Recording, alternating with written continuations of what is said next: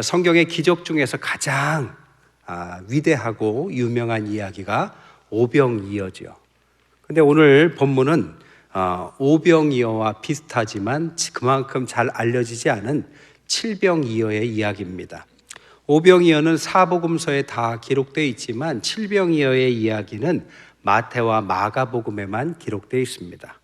왜 주님은 이 비슷한 이야기를 또 반복적으로 하셨을까? 오늘 그것을 함께 나누기를 원합니다. 첫 번째, 오병이어와 칠병이어는 공통점이 분명히 있습니다. 첫 번째 공통점은 예수님의 가르침을 받던 수많은 군중들이 때가 이르러서 배가 고픈데 먹을 것이 없을 때 그곳에 주님께서 작은 먹을 것으로 기적을 일으켜서 모두를 배불리 먹이시고 남겼다라는 공통점이 있습니다.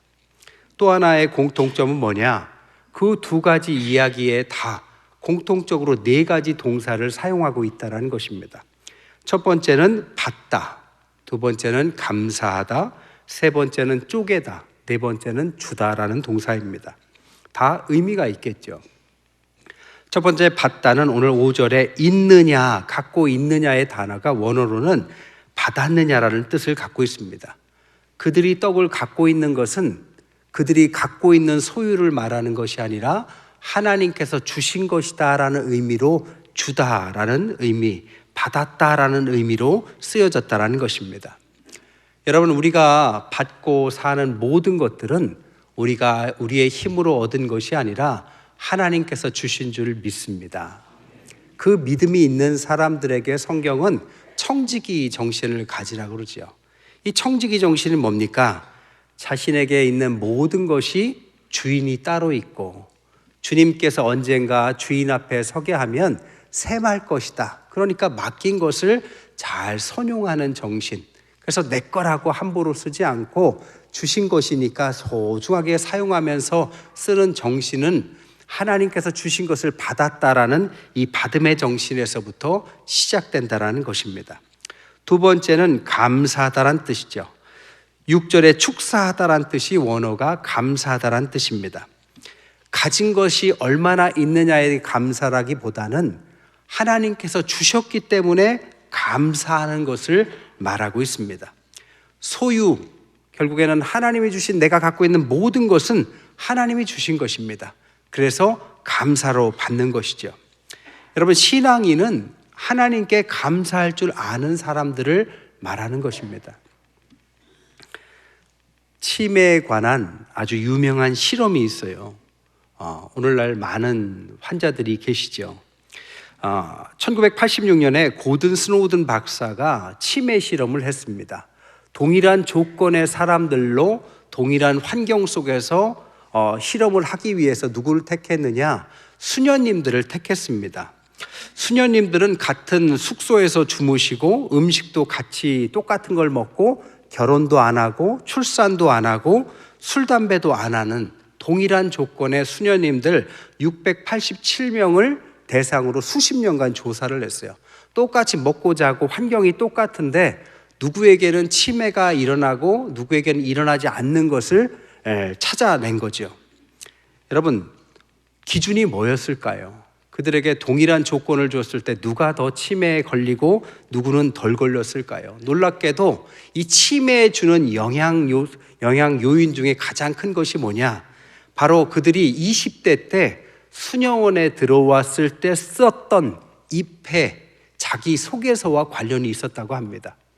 그러니까 아주 어렸을 때, 젊었을 때 수녀원에 들어갈 때 자기소개서를 어떻게 쓰느냐의 태도에 따라서 후에 치매에 걸리거나 그러지 않은 것과 관련이 있었다는 거죠. 전문 용어로는 그들이 쓰는 자기소개서가 언어 밀도 구사력이 잘 된 자기소개서는 치매에 걸린 확률이 낮더라는 겁니다. 이게 무슨 소리냐?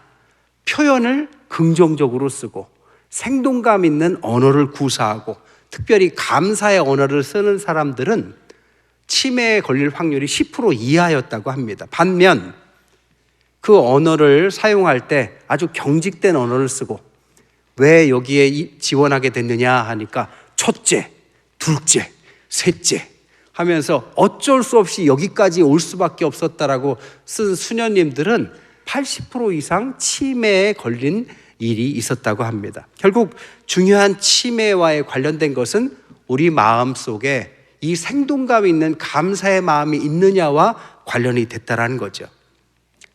결국 그것을 잘 활용하면 우리가 어떻게 치매를 예방할 수 있느냐?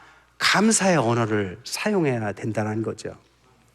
오늘 명절도 됐는데 옆세 분들과 한번 인사하시죠. 당신을 만난 것은 주님의 축복인 줄 믿습니다.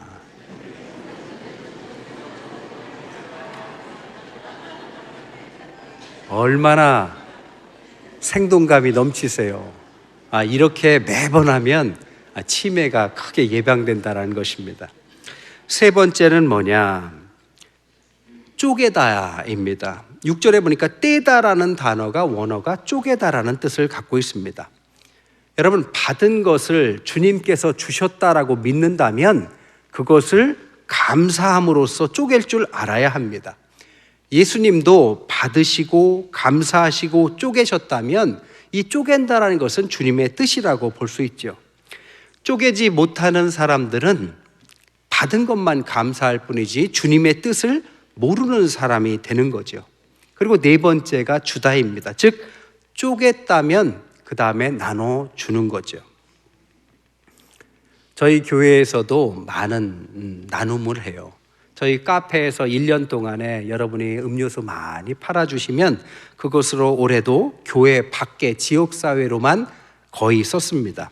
초등생 10명, 중등생 10명, 고교생 2명의 장학금을 줬고 사회기관 2곳, 교도소에게 이 헌금을 사용했고요. 선교헌금을 사용했고 올해부터는 동사무소에서 지역관내 독거노인들의 식사를 대접할 수 있느냐 해서 가을에 한 차례 이 선교 헌금을 통해서 관내 어르신들 초청해서 식사를 하려고 합니다. 또한 교회에 사업하시는 분들이 도와서 또 고아원, 오늘도 고아원에 가서 봉사를 합니다. 그리고 위탁가정 아이들을 위해서 특별한 날에 선물도 주고 또 새해 이렇게 만남도 자주 합니다. 또한 관내에 있는 분들을 위해서 명절 때마다 온누리 상품권도 나누고 저희 교회가 몇 년 전부터 미용실을 시작했어요. 교회에 있는 분들이 이제 주로 대상이셨는데 목적은 지역사회에 있는 분들, 어려운 분들이 와서 이발을 하시라고 미용실을 열었습니다. 처음에는 많이 안 오셨는데 요즘에 조금씩 오시는 것 같아요. 들어보니까 어떤 노숙인이 한 분 오셨대요. 와서 머리를 자르시고 괜찮았나 봐요. 그래서 전도를 하셔서 4분으로 늘었답니다. 그런데 이분들이 오셔서 이렇게 머리도 자르시고 화장실에 가서 싹 씻고 그리고 나서 식당에 와서 밥을 여러 번 타 먹고도 가신다고 그래요. 권사님들이 예배 드리고 가라 그러면 그것까지는 안 하신대요. 그래서 아마 마음문이 열리시면 예배까지도 하실 것 같습니다. 또한 명절에만 추석과 설날에 우리가 받은 선물을 나누기 위해서 푸드뱅크를 합니다. 그래서 받은 선물 세트 중에 좀 나눌 수 있는 것들을 모아서 관내 복지관에 전달해서 또 이것도 돕습니다. 그리고 오늘도 여전도의 주관으로 바자회를 하는데 바자회에 남은 수익금은 우리 교단의 어려운 미자립 교회를 돕는 일에 전액 사용하고 있습니다. 하나님께서 주셨고 받았고 감사한다면 쪼개어 나눌 줄 알아야 됩니다. 이것이 오병이어와 칠병이어에 똑같이 주님께서 가르치신다는 거죠. 우리가 주고자 하는 마음을 사랑이라고 하고 받고자 하는 마음을 욕심이라고 한다면 주고자 하는 마음이 받고자 하는 마음보다 크다면 그것은 거룩이라고 말할 수 있습니다. 이 거룩한 영이 누구냐? 성령이라고 하죠. 성령을 받았다면 받고자 하는 마음보다 주고자 하는 마음이 큰 것입니다. 주님께서 주신 것을 받은 줄 알고 감사하고 쪼개고 나누는 삶이 이어진다면 받아서 감사하는 것보다 줄 수 있어서 감사하고 받는 것만이 은혜가 아니라 줄 수 있는 것이 은혜라면 그 사람은 은혜 받은 사람입니다. 더 많이 가지려고 노력했던 사람이 이제는 좀 나누고 베풀려고 한다면 그 삶은 다시 태어난 것과 같기 때문에 거듭났다라고 말할 수 있습니다. 받아서 좋던 마음이 주어서 좋고 그 마음이 거룩해졌다면 앞에서 말한 것처럼 그 사람은 성령에 충만한 사람이 된 것입니다. 바로 이 모든 것이 다 신앙의 기본을 말하는 거죠. 그래서 오병이어와 칠병이어를 통해서 주님은 신앙의 기본을 가르쳤다는 거죠. 두 번째, 근데 왜 오병이어를 하셨음에도 불구하고 칠병이어 비슷한 일을 반복하셨을까요? 두 가지 이유 때문입니다. 첫 번째, 대상이 다르기 때문입니다. 로마서 1장 16절에 보니까 이 복음은 먼저 유대인에게고 그리고 헬라인에게로다. 처음에는 유대인에게도 했고 그 다음에 주님은 헬라인 이방인에게도 하신다. 그런데 그렇게 똑같이 오병이어는 유대인에게 한 일이고 이 칠병이어는 이방인들에게 한 기적이었습니다. 유대인 5천 명에게 오병이어의 기적을 일으키셨다면 칠병이어는 이방인 4천 명에게 일어났습니다. 5개의 떡과 2마리 생선으로 12광주리를 남겼다면 7개의 떡과 2마리 생선으로 7광주리를 남기셨습니다. 여기서의 숫자도 다 의미가 있습니다. 5라는 오병이어의 5는 모세 오경의 5, 유대인들이 아주 중요하게 생각하는 5와 관련이 됩니다. 그리고 12바구니가 나왔다는 12는 12지파를 의미하고 유대인이 생각하는 가장 완전수가 12입니다. 반면에 4천 명을 먹였다는 4는 동서남북을 의미합니다. 그러니까 동서남북 사방의 온 인류에 주님께서 복음을 전하고자 한다라는 것이고 7바구니를 남겼다라는 7이라는 것은 이방인의 완전수입니다. 그러니까 우리도 럭키 세븐이라고 말하는 것과 같죠. 그리고 남겼다라는 바구니라는 단어도 원어로 보면 이 12바구니의 바구니는 유대인의 바구니를 의미하고 이 7바구니의 바구니는 이방인이 쓰는 단어 바구니를 사용하고 있습니다. 결국 유대인을 위해서 했다면 뒤에 것은 이방인들을 위해서 똑같이 주님이 하셨다라는 거죠. 왜? 주님은 유대인이나 이방인이나 모두 똑같이 사랑하기 때문이죠. 요한복음 3장 16절 우리가 잘 아는 것처럼 하나님이 세상을 이처럼 사랑하셨다 할 때 이 세상이라는 원어 코스모스는 바로 신약 성경에서 186번이나 등장할 만큼 주님께서 즐겨 썼던 단어입니다. 왜 코스모스냐? 온 우주를 사용하는 이 코스모스의 의미는 바로 온 인류뿐 아니라 온 세간, 온 우주를 주님께서 만드셨고 유대인뿐 아니라 누구뿐만이 아니라 믿지 않는 누구라도 온 세상은 주님께서 사랑하신다라는 것을 드러내기 위함이죠. 칼 세이건이 쓴 코스모스라는 책에 보면 엄청난 역사와 시간과 크기 가운데 지구의 인류의 출발은 아주 짧았다고 그 책에서는 말해요. 우주의 탄생을 1년이라고 친다면 인간이 출생했던 시작점이 언제냐? 12월 31일 11시 46분에 인류가 시작됐다라는 거죠. 그러니까 우주의 탄생에 인류는 먼지에 지나지 않는 존재라고 그 책은 말합니다. 그럼에도 불구하고 주님은 우리에게 찾아오셨죠. 유대인에게만이 아니라 이방인에게, 그리고 그 복음이 수천 년이 흘러서 오늘 우리에게까지 찾아오신 것입니다. 왜? 주님은 모두를 사랑하시기 때문이죠. 두 번째, 주님께서 왜 반복된 기적을 일으키셨느냐? 주님께서 이 이야기를 통해서 무언가를 깨닫고 가르치기를 원하셨기 때문입니다. 오병이어는 5개의 떡과 5천 명 그리고 12광주리를 남긴 이야기라면 칠병이어는 7개의 떡과 4천 명 7광주리를 남겼어요. 주님께서 이 두 가지 이야기를 아주 비슷하게 비교하면서 대조시키십니다. 그러면서 깨닫기를 원하세요. 오늘 읽지 않았지만 18절부터 21절에 보면 너희가 눈이 있어도 보지 못하고 귀가 있어도 듣지 못하느냐, 또 기억도 못하느냐? 내가 떡 5개를 5천 명에게 떼어줄 때 조각 몇 바구니를 거두었느냐? 12바구니입니다. 7개를 4천 명에게 떼어줄 때 조각 몇 광주리를 거두었느냐? 7입니다. 하고 주님이 뭐라고 하십니까? 그런데도 아직 깨닫지 못하느냐? 그러니까 결국에는 주님은 2번이나 반복하면서 이 이야기를 통해서, 이 기적을 통해서 분명히 무언가를 전달하고자 하는 교훈이 있으셨다는 거죠. 그러면 이 전달은 무엇 때문에 그랬을까요? 8장 14절에 보니까 제자들이 떡 가져오기를 잊었음에 배에 떡 한 개밖에 그들에게 없더라. 오병이어와 다르게 칠병이어는 떡의 출처를 밝히지 않아요. 소년으로부터 온 도시락이 아니라 누구에게서부터 온 도시락인지는 알 수 없습니다. 그런데 한 개가 있었다, 조금 있었다라는 것을 말해요. 그런데 이 떡이 거의 없는 상황 가운데 8장 16절에 보면 제자들이 서로 수군거리기를 우리에게 떡이 없음이로다 하면서 수군거립니다. 그러니까 17절에 예수께서 아시고 너희에게 어찌 떡이 없음을 가지고 수군거리느냐, 아직도 알지 못하고 깨닫지 못하고 너희 마음이 그렇게 둔하냐. 주님이 아주 그냥 답답해 하시죠. 주님은 왜 이렇게 답답해 하셨을까요? 주님께서 가르치고자 하신 것은 떡이 있냐 없냐가 아니라 떡을 어떻게 나누었느냐를 가르치고자 하심이었기 때문입니다. 14절에 보니까 배에 떡 한 개밖에 없다를 가지고 제자들은 어떻게 생각했느냐? 떡이 한 개밖에 없구나, 거의 없구나, 어디서 떡을 구해야 하나, 사고가 이렇게 돌아간 거죠. 근데 주님은 분명히 오병이어에서 어떻게 했습니까? 작은 떡을 가지고도 수천 명을 먹고도 남겼습니다.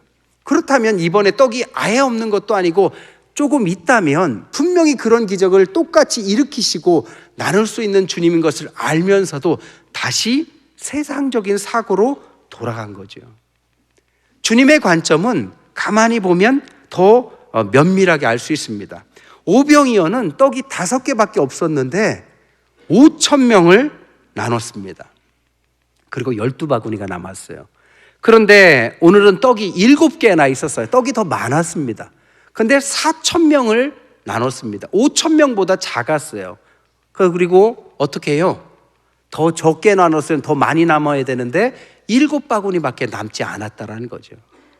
이게 뭡니까? 주님께서 주시고자 하는 가르침은 떡의 유무가 아니라 얼마나 많이 나누느냐를 가르치고자 하는 거죠.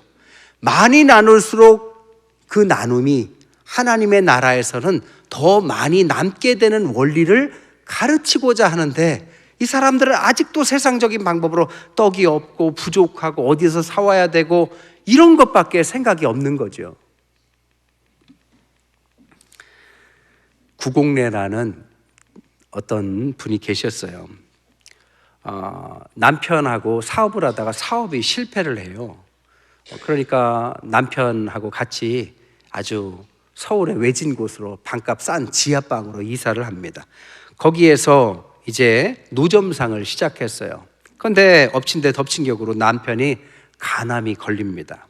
그리고 신용불량자가 돼요. 그리고 자녀들은 커서 대학생까지 됩니다. 이 얼마나 생활이 어려워요. 그래서 어렵게 끌어가는데 어떻게 하느냐? 하나님께서 김밥집을 열게 하십니다. 그래서 기적적으로 조그만 김밥집을 열었어요. 근데 남편이 아프니까 낮에는 김밥집에, 밤에는 남편 간병으로 하루를 다 쓰는 겁니다. 그렇게 열심히 살아가는데도 불구하고 남편은 결국 죽습니다. 남편이 죽고 나서 김밥집을 조그맣게 하면서 아이들을 키우려고 열심히 사는데 또 거기에 이 구공래라는 분에게 대장암이 찾아와요. 그러니 얼마나 힘이 드셨겠어요.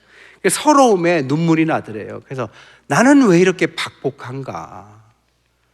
다른 사람들은 쉽게 잘만 사는데 왜 이렇게 내 인생은 이렇게 박복한가? 이렇게 울면서 살고 일했다고 합니다. 그런데 김밥집이라는 곳이 서울역 뒤편이었는데 거기에 가보시면 쪽방촌이 있습니다. 쪽방이 뭐냐면 한 평짜리 창문도 없는 집이에요. 거기에 그냥 아주 인생에서 가장 어렵게 사는 분들이 거기에 몰려 사는데 그 김밥집을 이 사람들이 왔다 갔다 다니는 거예요. 본인이 고생을 했으니까 그분들이 눈에 들어오더래요. 그래서 가끔 그들에게 무료로 김밥을 나눴습니다. 그런데 서울시에서 이 식당에게 제안하기를 올해부터 동행식당이라는 걸 하는데 이분들이 식사를 많이 못하는 쪽방촌 분들이 하루에 한 끼라도 연계된 동행식당에 가셔서 하루에 한 끼라도 식사를 할 수 있도록 돕는 식당에 참여할 수 있겠느냐. 생각해 보세요. 그들에게 나눠주기까지는 뭐 남는 게 있어야죠. 그런데 이 구공래라는 분은 그런 마음이 들더래요. 나도 고생해봐서 저들이 얼마나 힘들지 않으니까 참여하겠다고. 그랬더니 하루에 200명씩 찾아오더랍니다. 무료로 김밥을 200줄씩이나 나눠야 되는 거죠. 근데 이분이 그것을 나누는데 기쁘더래요. 자기도 힘들지만 힘든 분들이 오셔서 그거 먹고 허기를 달래고 가는 게 좋더래요.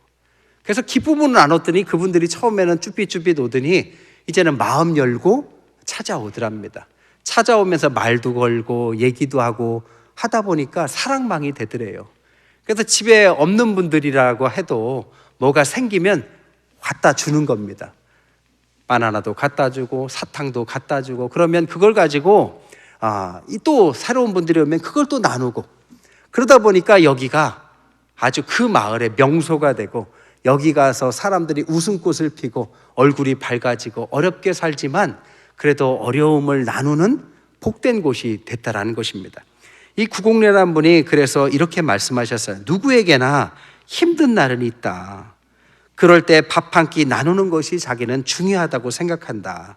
그것을 나누면 나눌수록 더 커지기 때문이다. 여러분, 이분은 하나님 나라의 셈법을 알게 된 것입니다. 하나님 나라의 셈법은 있어서 나누는 것이 아니라 나눠서 있게 되는 것입니다. 우리가 넘쳐서 나누는 게 아니라 부족해도 콩 한 쪽이라도 나눠 먹으면 나눠 먹는 것들이 나누다 보니까 커져서 나중에는 더 많은 것을 남길 만큼의 풍성함이 따라온다라는 것을 주님은 가르치고자 한 거죠. 그것이 하나님 나라고 하나님께서 원하시는 천국이 바로 이런 나라다라는 거죠. 여러분, 이것은 육신의 것뿐 아니라 영적인 것도 마찬가지예요. 주님은 생명의 떡이라고 본인을 소개하셨습니다. 영적인 생명을 나누는 것, 영적인 지식, 성경의 지식이 아무리 많이 갖고 있어도 그것을 머리로만 갖고 있는 것보다 나누고 베풀고 가르치는 사람들에 의해서 영적인 이 음식들은 커지는 것입니다. 얼마 전부터 이제 2교구 3040 어린 아이를 둔 부부들이 교회 이제 식사하고 저 체육관에서 나누기 시작하는데 참 기대가 되고 참 보기에 좋습니다. 우리가 대신방을 하는데요, 이 목장마다 다니면서 들어보니까 목장 분들이 기도 제목이 어쩜 비슷한 분들이 그렇게 함께 모아놨는지, 알고 모아놨는지 모아놓으니까 그런 건지 모르겠는데, 그러니까 함께 기도를 하니까 얼마나 은혜가 되는지 몰라요. 목장이 그런 거죠. 기도 제목을 나누고 은혜를 나누고 서로 어려움을 기대고 기도해주고, 그때 하나님께서 더 많은 풍성함으로 채우시는 것, 이것이 바로 오늘 칠병이어를 통해서 우리에게 가르치고자 하는 하나님의 셈법이고, 하나님께서, 주님께서 우리에게 가르치고자 하는 진리라는 것입니다. 말씀을 정리할게요. 명절이 되면 참 훈훈하기도 하고 외로운 분들은 더 외롭죠. 저희 교회에도 중국 분들이 고향을 못 가니까 이날만큼은 함께 모여서 우리 교회에서 식사를 하는데 저한테 가끔 사진 보내주거든요. 산에 진미를 잔뜩 차려놓고, 중국 분들이 평소에 한 20분 정도 모이시는데 이때만큼은 남편, 안 믿는 남편들도 초청하셔서 같이 식사를 할 때 그 얼굴들이 얼마나 밝은지 모릅니다. 여러분, 주님께서 주시는 축복은 나누는 것입니다. 반복된 기적, 우리에게 명절 기간을 주셨다면 이 기적을 통해서 우리는 가족들과 이웃들과 떡을 나누시고, 특별히 생명의 떡을 나누시고 육신의 떡도 나누셔서 어느 때보다도 차가운 시절 따뜻한 명절로 지내시기를 주님의 이름으로 간절히 축원드립니다.